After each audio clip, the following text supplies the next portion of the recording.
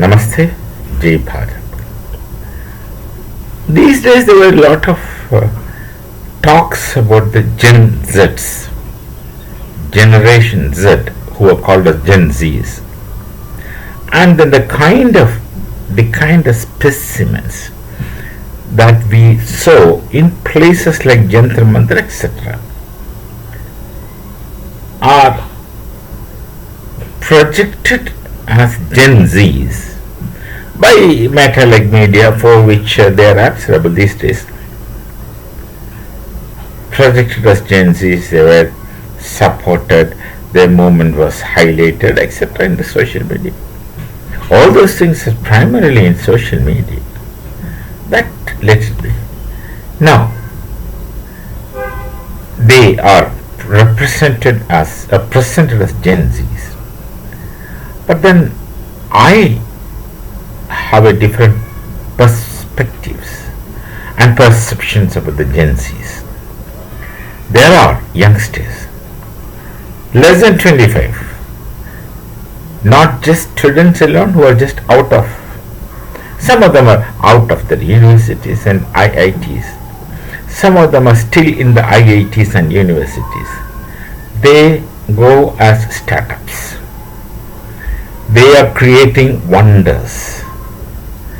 They do wonderful work. And in Kumbh Mela, how many youngsters took part? They are the Gen Zs in my perspective.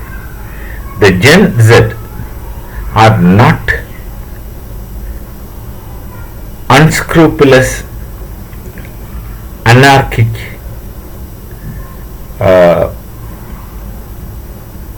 copycat youngsters. They are very less in number when you take the whole population of Bharat. The vast majority of youth of Bharat are hardcore Bharatiyas, well rooted in the Bharatiya Sanskriti. That's how you find their number enormously in those Kumbh Melas, what you have seen. Just an example. And look at the way they do such startups, and look at their contributions in various fields, and look at the IITians, the university products, the NIT people. So these youngsters really are asset to the nation. These are our genuine, real Gen Zs, not those iconoclastic characters who want to be outside the frame always. Some of these were making a statement that they want to go against the Supreme Court. Well, let them go against Supreme Court, and Supreme Court will show them what Supreme Court is.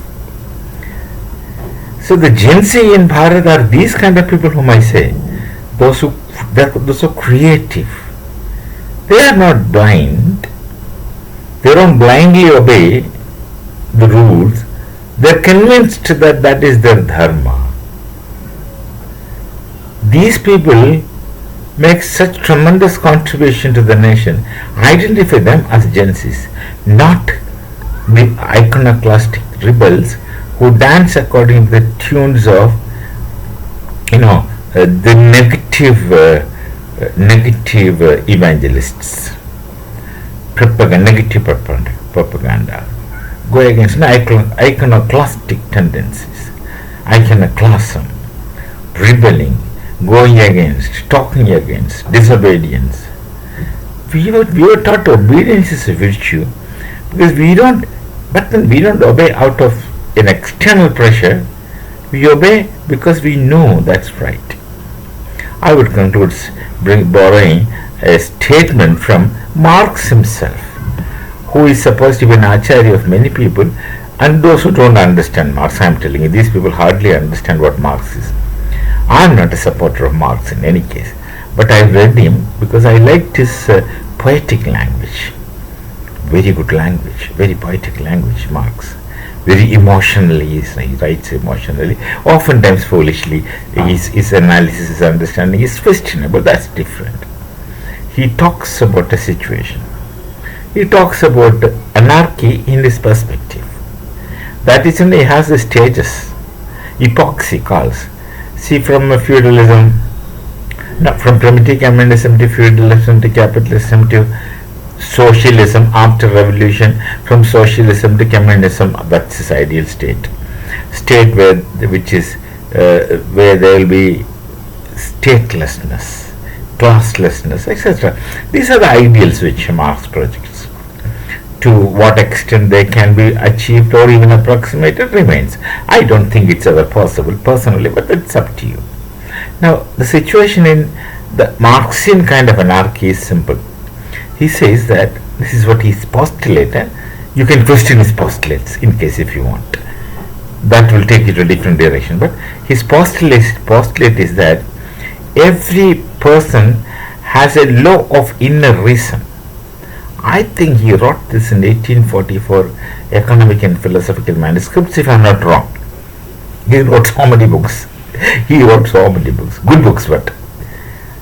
So he says there's an inner law of reason. And then he says that if the objective law of the state does not contradict with the inner law of reason of human, he is very ambitious, very speculative. He says if the inner law of reason of a man does not contradict with the objective external state law, whatever law, then there is no contradiction between the inner law of reason and the objective law, and then you don't have to enforce law and order. That's how Marx dreams. Marx is a great dreamer. There shall not be a contradiction between your inner law of reason and the objective law. So there we don't need a law enforcing agency. We don't need penal laws. We don't need state. Of course, we already have come out of class. This is the kind of theory Marx makes. It's interesting. After a matured age, if you read Marx, it will be very interesting. I said after a certain age because then you can't be, Marx cannot influence you. If you are already rooted in, especially for us, Hindu Sanskriti, Bharati Sanskriti, he would not be able to influence you. You read it for your intellectual understanding. Very wonderful writer he is, very poetic he writes. I think in the same book, 1845 manuscripts, he says, a hungry man's freedom is a hole in the air. Hole in the air. So that kind of thing. Critic of Holy Family, another book is interesting. His book's name is Holy Family or Critic of Critical Criticism. Very poetic language. Anyway, that's besides the point. The point is that our the so-called projected Gen Z, I call them as spurious Gen Zs, are influenced by such anarchism which cannot exist. Not that it does not exist, it cannot exist. It's impossible for such thing to exist. Interesting, the world of knowledge is very interesting. World of knowledge is very interesting. Some other time I'll speak about what really knowledge can be. Now it's already 8 minutes. We shall meet. Namaste. Jai Bharat, Jai Shri Ram.